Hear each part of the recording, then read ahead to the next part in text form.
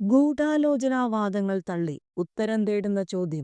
ദിലീപിന്റെ അല്ലെങ്കിൽ പിന്നെ ആരുടെ കൊട്ടേഷൻ? നടിയെ തട്ടിക്കൊണ്ടുപോയി പീഡിപ്പിച്ച കേസിൽ 4 ഘട്ടങ്ങളിലാണ് പ്രോസിക്യൂഷൻ ഗൂഢാലോചനാവാദം ഉന്നയിച്ചിരുന്നത്. ഒന്ന്, കുറ്റകൃത്യം നടത്താൻ ദിലീപ് ഒന്നാം പ്രതി പൾസർ സുനിയുമായി സംസാരിച്ചതും ദൃശ്യങ്ങൾ ലഭിച്ചാൽ 1 കോടി രൂപ നൽകാമെന്ന് വാഗ്ദാനം ചെയ്തതും.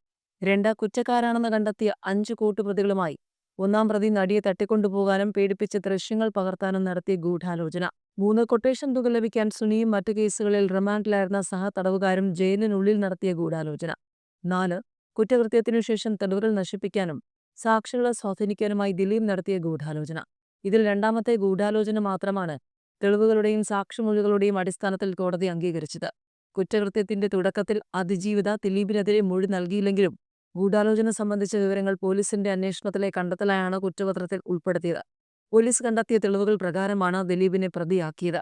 കുറ്റകൃത്യം നടത്തുന്നതിനിടെ ഇതൊരു കൊട്ടേഷനാണെന്നും ദൃശ്യങ്ങൾ പകർത്താൻ സഹകരിച്ചാൽ അത് കഴിഞ്ഞു പറയുന്ന സ്ഥലത്ത് കൊണ്ടുവിടാമെന്നും സുനിൽ പറഞ്ഞതായി മൊഴിയുണ്ട്.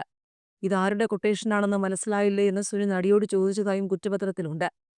ദിലീപിനെ വിട്ടയച്ചതോടെ ആരുടെ കൊട്ടേഷൻ പ്രകാരമാണ് സുനിയും കൂട്ടുപ്രതികളും ഇത്തരമൊരു കുറ്റകൃത്യം ചെയ്തതെന്ന ചോദ്യം ബാക്കി നിൽക്കുന്നു.